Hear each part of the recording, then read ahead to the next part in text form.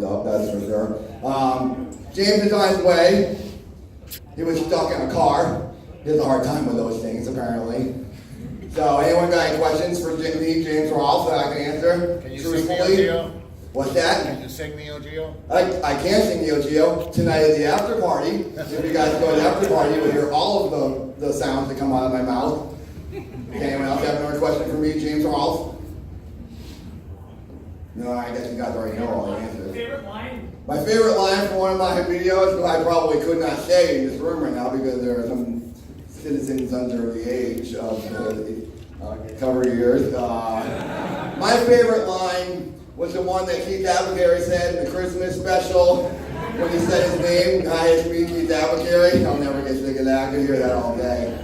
Made it my own, my ringtone. Who in here does know who I am? Keith Apicary. All right, very good. I don't expect everyone to because I'm James Rolfe. I don't have a great life. James is the kind of guy that has a wife, a house, children, loving support system, bank account, all the great things that one would want.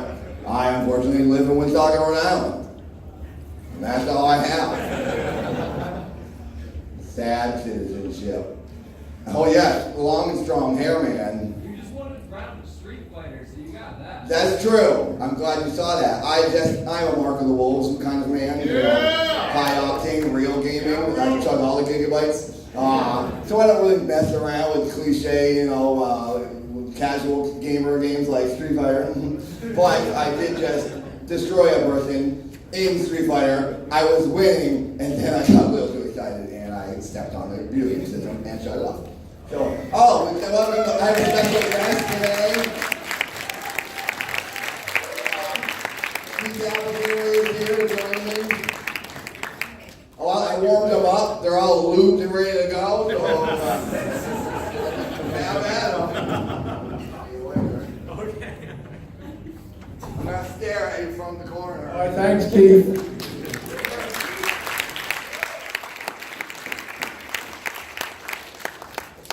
Oh yeah, have you ever had a Lyft driver just not pick you up, go somewhere different, and then not respond? Called twice, texted, radio silence. That's why you Uber. I used to Uber, and then I had problems with that, so I went to Lyft, and Lyft's been awesome most of the time, but not right now. This was the only bad experience I've had with Lyft. It's all right, Bill. I was having dinner with my family between my signing, my panel here. There should have been plenty of time, by the way, and I left with plenty of time. And I just for some reason, I'm in the it was in the Disney area with the restaurants and everything. And at first, Springs, yeah, and it was tough even just finding where can a Lyft pick me up. And I'm just walking around like an idiot. And finally, I get to a spot and I set the pickup location, but the driver did not come there. He came somewhere close by, but it wasn't there, and he would not answer. And there you go. So. Florida man picks up the video game. So yeah, it's bullshit. Lyft.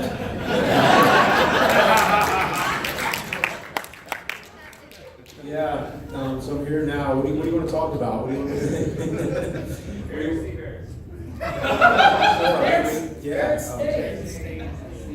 Yeah, Berenstain Bears. I thought, but it's Bear. It is Berenstain. Yeah. There you go. I guess just ask questions. We got a mic or anything, or is it just? How do you like Florida? Oh, good. Yeah, I like Florida. Yeah. First public appearance here. So, yeah, been here before, but not for conventions. This is the first time. Sorry, it's hot outside. I'm actually glad. I haven't been outside very much. It's been cold in here, but I've been very, glad the weather's warmer than the East Coast. The Northeast, very cold and rainy. Hey, right here, yep. Mega Man X 1, 2, or 3?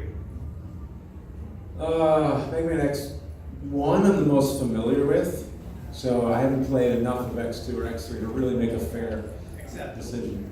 Yeah. Yeah. Hey. Going back to your Castlevania videos, did you ever play any of the Game Boy Castlevania games? Yeah, I have the Game Boy Castlevania. Do I have to repeat the questions? Actually, I can hear you really clear, which is awesome, because most conventions it's really hard to hear in the room. I can hear it pretty good here, so yeah, everybody hear it pretty good? Cool, nice. Yeah, good acoustics. Good acoustics. Yeah, I played the Game Boy ones, and I don't know, they're okay. Hey. Oh, I'm glad that I know what you're talking about now. Somebody asked me a question about the Castlevania anime, and I answered as if it was season 1. I didn't know season 2 came out till recently. I think just yesterday somebody cleared that up for me. I was like, oh yeah, there's a second one out. So I gotta check that out. So I've been told there's actually Castlevania music in it this time. These bloody tears apparently. I'm very excited to see that. Yes. Rare. When you were making the Wizard of Oz episode, how hard was it to sync it up with Dark Side of the Moon? Oh yeah, that's nitty gritty. If you knew that the Wizard of Oz episode of The Nerd is actually it syncs up with Dark Side of the Moon, like the movie, like the actual Wizard of Oz movie does. It was very hard to do it, but I didn't want to do it in any way where it screwed with the review part. Like you should be able to watch it and not see, you shouldn't notice anything funny if you're watching it normally. But if you sync it up, and you have to do it at that specific moment at the third lion roar. The third lion roar, which is Mike just making cowardly lion impressions. So by definition of roar, like I was like, hey Mike, I need 3 roars, and he just like just doing all this silly stuff. I'm like, hey Mike, I don't know what the roars are. How am I going to count that? So if you can figure out what the third roar is, I should put numbers at the bottom of the screen so when it comes up you see it. Yeah, so you start it then, and then as it goes on, weird little coincidences start happening. But they're not coincidences because I did them on purpose. So, yeah. Right. I got 2 questions. Firstly, what's your least favorite nerd episode? And secondly, as a film producer and director, who are your influences? Oh, okay. Least favorite nerd episode? I don't know. I mean, maybe like it's probably gonna be one from 2006. There was like a short period where there was like it's either like Master Chew or it was Mick Kids, where like, I mean, they weren't bad, but they were just like okay, I just did them pretty quick. And then what are my influences as far as filmmaking goes? Yeah. I guess George Romero is the major one for pioneering independent film. Not catering to the studios. In that same vein, Robert Rodriguez has been big on me. Hitchcock, but for all different reasons, actually. Yeah. Hey, right over here. What do you think of Adi Shankar making the Zelda cartoon? Thank you for the Mortal Kombat, the album, because that's all I've been playing recently. And Oh, yeah. Johnny Cage is not afraid to die. Yes! did we mention that in the video recently? Was it Yeah. the I had no idea. Oh, cool. You guys mentioned it. Was it the Mortal Kombat Annihilation video? Yeah. That sounds familiar. I think I remember bringing it up then. Yeah, that was, those guys, Justin and Kieran got me into it. Yeah, no, I made her listen to it all the way here. Yeah. Thanks for that. Raiden fights, it's a deadly must. The lyrics are hilarious. This is a biography for each of the fighters. Yeah, it's Johnny Cage. He has blue eyes. He's from Venice, California. He's cool. He's in great shape. Yeah, so could you possibly talk about how the movie video rental series came about, and I'm assuming these guys are your friends, but we haven't seen them really in any videos beforehand. Yeah. Could you talk about that? Oh, Justin, Kieran, Tony, like those guys, they work at Screenwave, and Tony's been editing behind the scenes for like James and Mike videos for a long time, and the other guys have been editing, helping with nerd episodes recently. So they've helped keep the nerd episodes continuing. And after having my second kid, it just got so difficult to do anymore. Even the movie reviews, I used to do them every Friday. Every Friday there was another movie review, and then I just couldn't keep up anymore. So they came up with this idea. They're like, hey, we can do these ones that are like non-scripted. All we're going to do is just talk in the video store, and that actually makes it even more worthwhile because now I can use the video store set as for a purpose now. And so they help edit them, and everything is continuing. It's all good now. Sorry, 1 second.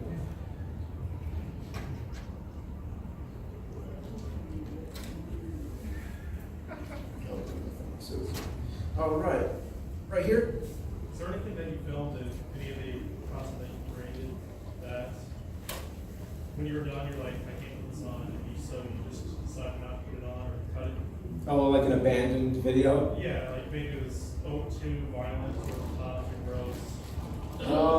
No, not for that reason, but there has been some that weren't like finished. Like there's some nerd episodes that got started where it might have gotten as far as where like, you know, I mean, not too far, just where like the game footage is recorded and the script might have started to, you know, but it's really rough and then you go, okay, this one doesn't really have enough material, like scrap it, move on. But sometimes you see that eventually, like sometimes they'll come in handy, like as a bonus feature on a DVD or something like that, or I'll just give it to Pat. Like no, I mean I do the charity videos for him, so there's always an exclusive nerd episode that comes up as a surprise during Pat the NES Punk's charity marathon, and a lot of times I'll put something together real quick, and that'll be like an exclusive, you know, like little nerd review. Hey, Brady. Yeah. What led up to the first nerd video that we all saw? And you decided that you're going to do this before? What led up to Simon's Quest video? Yes. Gee, what led up to it? I mean, it was just like boredom. It was like I just thought it'd be funny to talk about that game that I thought nobody would ever even remember. It would just be kind of like a really, really niche thing, like hey, there's this game I played like 25 years ago, or however long it was, and it's like it still pisses me off to this day, and just showed it to, you know, some of my friends, and, you know, didn't really think it was going to circulate that much, but people liked it, and this was a couple years before YouTube, so there wasn't really any way to like, gauge it completely, but once YouTube came out and I started uploading all like old content, then of all the things, that was what like caught on. It's like, okay, there's more to this, so let's keep, you know, do some more. Yeah. Are you all the way back here? Way back? Okay. Oh, see you again. Okay. I Yep. actually asked a question last time, but I guess like whatever with the Mortal Kombat stuff. Mhm. What do you think about Adi Shankar making a Zelda show? The guy who made. Oh yes, you did. Yeah, yes. I actually have not heard of it. What's going on? Apparently, Adi Shankar. That's about it. That's about everything. Like, Okay. Just a Zelda animated show. well, we're not even sure if it's animated. We Okay. just know that Adi Shankar is helming a Zelda show for Netflix. Okay. What would you? I mean, off the top of your head, I guess. I have no idea. Yeah, I mean, I wonder if it'd be similar to the Castlevania one, or if it's gonna be it's live action. Maybe it'd be like I What do you don't know. think of another Zelda show? Like, what do you think of it, like being able? I'm all for it. I'm like, why is it taking this long? You know, it's about time, really. And it's like, you know, we keep going back to the older ones and joke about them, and you know, everybody makes fun of, you know, the Zelda cartoon, which actually I thought wasn't that bad. The Mario movie, which, you know, even that has some merits. But it's like you don't just leave it there. I mean, that was just a trial and error type of thing. It's like people didn't know how to make video game adaptations back then. I mean, arguably, that you know they made, you know, they're hit or miss, I guess now, but I don't know. So it's really about time Nintendo, you know, throws their hat in the ring again. Yep, right here. How has your studio space evolved since you first started shooting?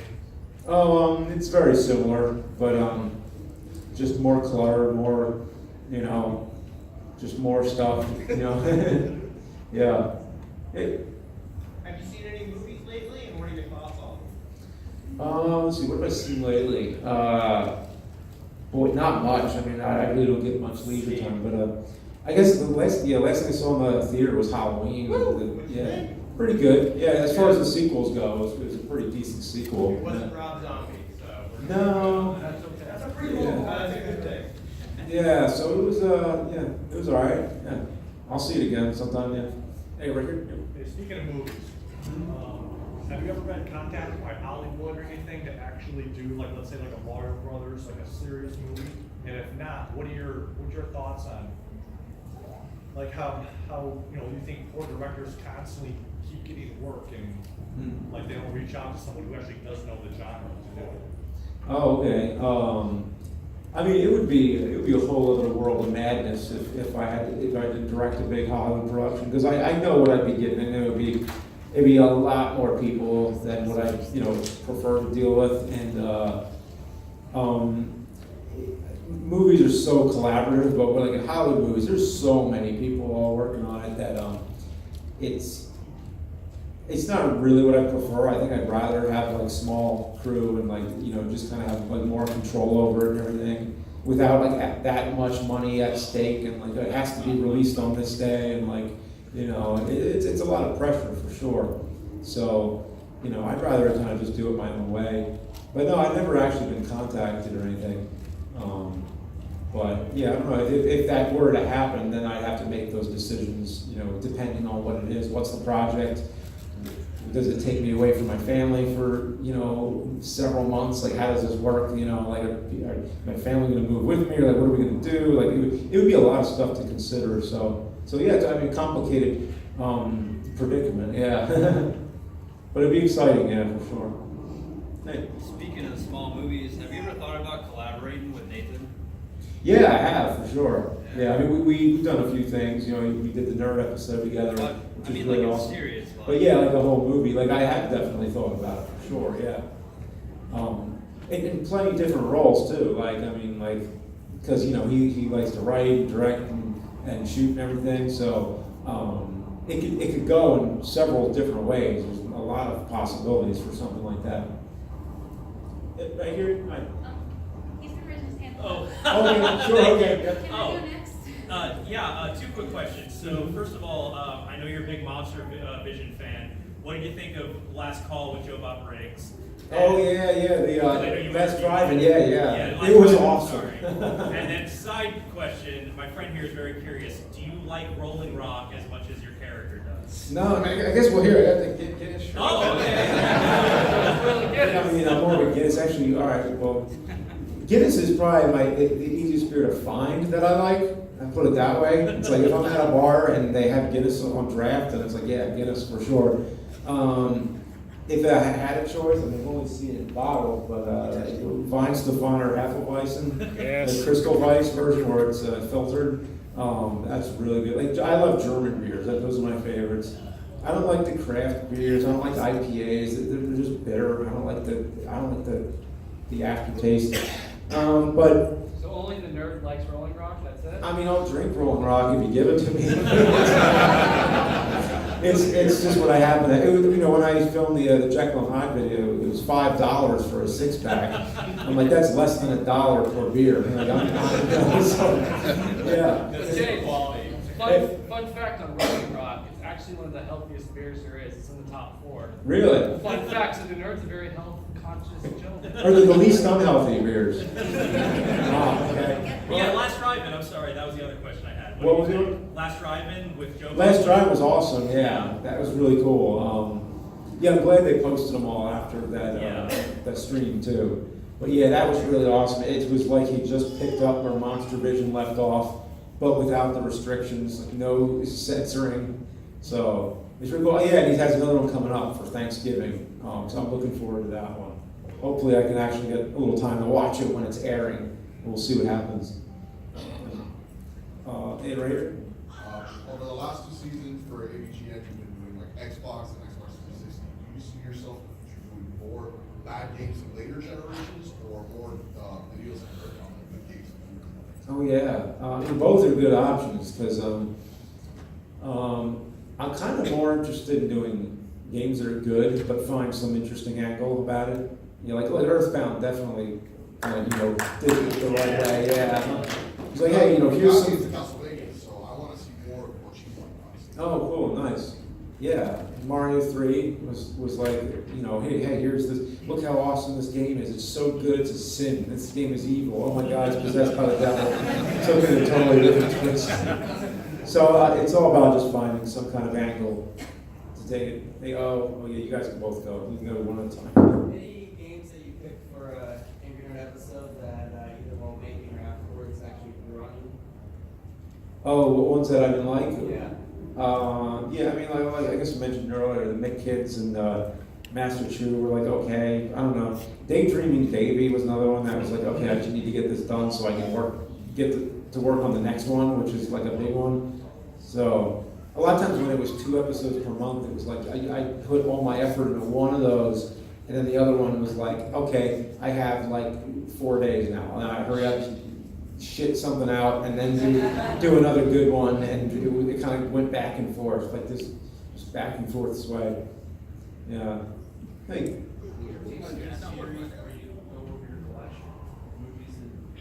Oh, yeah, I've done it a few times. I've had like, tours of the collection, it's been a while. I mean, I don't know if it's changed much since. I'll just have to look at whatever the last time I did it was and see if there's anything new worth talking about. I haven't collected as much in recent years because it just filled up. There's not really any more room, so it's like, I mean, there's still some room, but not a lot, so. What do you guys, what do you guys? Oh, sure. Okay, yep. Did you ever hear about what happened Soft? Happy Soft? Hong Kong 97? Oh, yeah. Well, I mean, if it's what you're talking about, there was somebody who worked on Hong Kong 97 who kind of revealed what it was like working on it. Yeah, it was 2 developers who did it in their spare time. They just wanted to make the worst game they could possibly do. Yeah. It was all done on purpose. Yeah, that's what it seems like. I'm not surprised. It's like you play the game, you're like, okay, this looks like somebody did this on purpose. Like, this is the worst The only game. reason there were never cartridges was because they were just mailed to people blocking lists. Yeah, it's funny. I have a cartridge of it, but it's probably something that somebody like dumped onto a cartridge. I don't know. Yeah. Hey, right here. Okay, I've been dying to ask anybody here, have you read / what are your thoughts on Ready Player One? Oh, I've not read it. I have the book. I've not read it yet, but I've watched the movie. It was pretty good. Well, the book's way better, so. Cool. Nice. Yeah. Awesome. Yeah. That's it. All right. Yeah, I have 2 quick questions. Right? So first of all, in your Jekyll and Hyde 2010 review, you obviously throw away your beer and get out like this giant jug. It's supposed to be whiskey, but like, what is it actually? Oh, it was iced tea, and it was I had it compared to an actual bottle of whiskey, so I matched the color exactly. I put something else in it too to match the color. I forget what it was. Yeah, I guess it was just iced tea and like some other juice or something, just to get the color exactly right, so it looked like whiskey. But even then, I guess like on screen, like a lot of people said, like, oh, that doesn't look like real whiskey. It's like, well, it looked exactly like it in real life, like side by side in person. It was perfect. And my second question is, in your making of a nerd episode, you show like your little time log, showing how long it took to make an episode. Could you possibly release like those logs? I'm curious to see how long it took to make a particular episode and such. Which particular episode? Well, just in general, I suppose, like how long would it take to make, like I know Dragon Slayer was like the shortest time. I mean, past that time, I don't know what. Yeah, that's right. Yeah. I'm curious to see how long it would take to make something like your Resident Evil Survival review, for example. Oh, okay. Or even just in general, I just like I'm a bit of a stats guy. I like looking at Yeah. and like charts. Okay. It's on Cinemassacre.com. Oh, thank you. Thanks for the suggestion. Maybe I'll have to look into that. See if if I have all the hours for every episode, and I can post them all. Yeah, that'd be cool. I don't know if I have. I might not have the most recent ones though, because the recent ones are a little more difficult. Because now I have a lot more help. So there's other people editing like the most recent ones. I mean, it's still a lot of time. Like I still have to, play the games and shoot. I have to. The only person who can be the nerd is me, so I can't, get a stunt double or something. So, but yeah. So the recent ones are a little tough, but I can definitely get. Yeah. Earthbound was a huge one. Earthbound and Polybius were 2 that I did start to finish recently. And those, I remember, were long. They were like in the 100 hours, like in that. Yeah. Mm-hmm. Hey. Was there any funny story about getting Boyd Kaufman in one of your videos? Oh, Contacting him.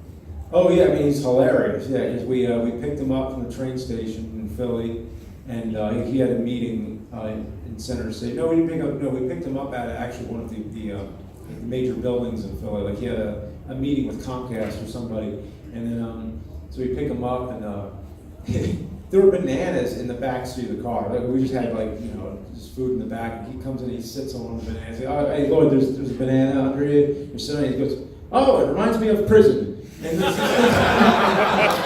and he was on like that all the time. So we're driving, and we're going through Philly, and I said, "Oh yeah, but right over there, I've heard," because we're going through like kind of like a more sketchy area of Philly, and I just said, like, "Oh, I've heard that's like the biggest crack house in the city is like right there." And he goes, "Oh, drop me off right now, drop me off."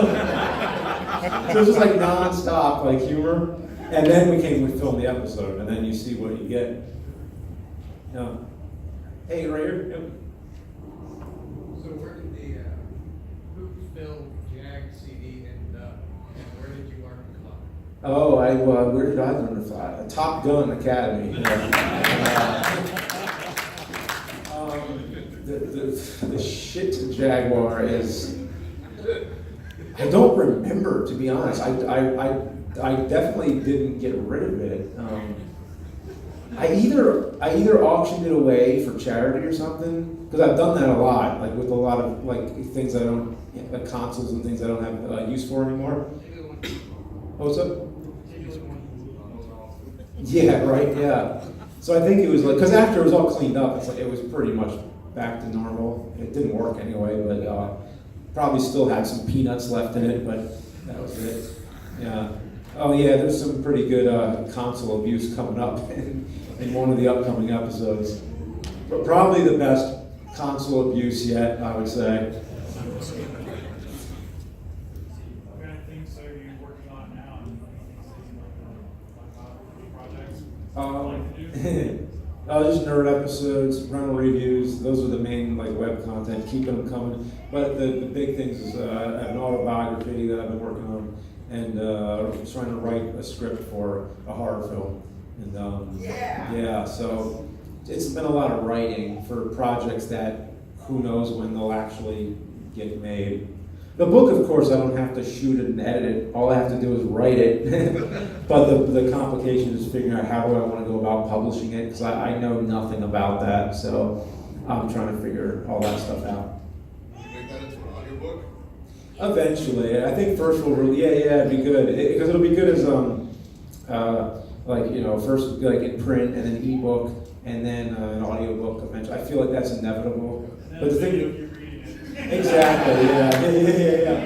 Well, that's another tough thing is most authors like they don't read their own books, like there's somebody else reads it, but I have to read it because it's my life story. It's like, okay, you're used to hearing my voice read it, so it's like I kind of have to do it. Have Nathan read it for Audible. What's up? I said, have Nathan read it for Audible. Yeah, there you go. Hey. Publish a book. Oh yeah. I should ask him more about that. I mean, his is very different. Like his is like a big hardcover with like color pictures and stuff. So yeah, I don't know. But the thing is, there's so many different ways to go about doing it. So yeah, I don't know if it's the same way that we should do it or what. Hey, in the back. Hey, can you do a review of any pinball table? Pinball game? Yeah, any pinball game. Review a pinball game. Wow, I don't know. That would be new. Yeah, I don't know. Maybe. Great. Do you have any plans in the future of doing live streaming, like anything like one day or something like that? We've been talking about it because everything's going live now, and the thing is like nerd videos, they're scripted and then they're edited and everything. James and Mike Monday, that was kind of like the non-scripted thing where I felt like, okay, are people actually going to want to watch us like without a script? I'm like, oh, okay, well that's cool. So they do. They're still interested. But that I was kind of already skeptical of doing something without a script. But even that's edited. And now I'm thinking, wait a minute, live stream, like you can't edit that. You're live. So how does that work? Like, what if I have nothing to say and there's like a long dead period of silence? That's what's worrying me. But every time I've done it, it's been pretty good. Because I'll sometimes do it with Mike. We just did a live double feature public domain horror film where we're like watching, and we did that went really well. I did that at Screenwave. So we have been talking about it, like, hey, you know, if this is where things are going and like people like it, then you know we should do some. So it might mean we instead of pre-recording some James and Mike Mondays, we might just like record half, but then like shoot some live. So yeah, we're trying to figure out a way to make it that work, where we could do some of that. Something has to be cut from the schedule, but to open up time for that. So yeah, otherwise I don't know where to fit it in. Hey, right here. Yep. So a long time ago, you did a bunch of videos about albums and what to listen to and what order to listen to them in. Yeah. Previous question. Have you ever considered maybe doing some exclusive content on a platform like Twitch, something that would be non-scripted like that, where you talk about your opinions on music or movies or whatever, just you know, sitting in the bar having a beer or whatever, and just talk and record it, and you know, something like that. At least you're saying live, actually. Yeah, just a couple of people BSing IRL kind of stuff. Oh, okay. Well, non-scripted, but pre-recorded, or no, actually, live cast. Just okay. couple, just you and Mike or you and whoever, just BSing about whatever topic. Okay. You'd go in knowing what topic you're going to talk about. Yeah. And then just BS. Yeah, I'm just sitting here thinking. I'm like thinking like how maybe it could work. Yeah. Yeah, maybe. Yeah, I don't know. Well, yeah, I'm glad you like the music stuff too, because that was one of my favorite. Yeah, because I was like, I have to make some time to talk about music at some point, because like, yeah. So maybe again. And if it's live, you don't have to spend time editing it. Yeah, spend time editing. But yeah, just come in with the idea, yeah, and just write stuff down. But then, like, you know, yeah, that'd be cool. Hey, right here. Hey, James. Are there any games that you like, but you kind of feel embarrassed because you like them? Like you know that they're not really that great, but for some reason you struck a chord with you. For instance, one of my favorite games of all time, Mario is missing for the Super Nintendo. Oh yeah. Which is an edutainment game. Yeah. Not really that great of fun, but somehow it remains one of my favorites. Oh, cool. Wow. Yeah, interesting. Yeah. Yeah. I mean, I don't know. I can't think of one that's like. Yeah, I really can't think of one that's really that like of a polarizing game, or one that most people don't like, but I do. I can't really think of one off the top of my head. Yeah, but yeah, embarrassment would have no factor, because like I'm like so far past any possibility of embarrassment. There's just no way. I try not to tell people. Yeah. Hey. Yep. Okay. Adding to what he said, would you think about doing any like more reviews on like entertainment games? Because I know you did some on PS1. Maybe you do like Carmen San Diego or something like that.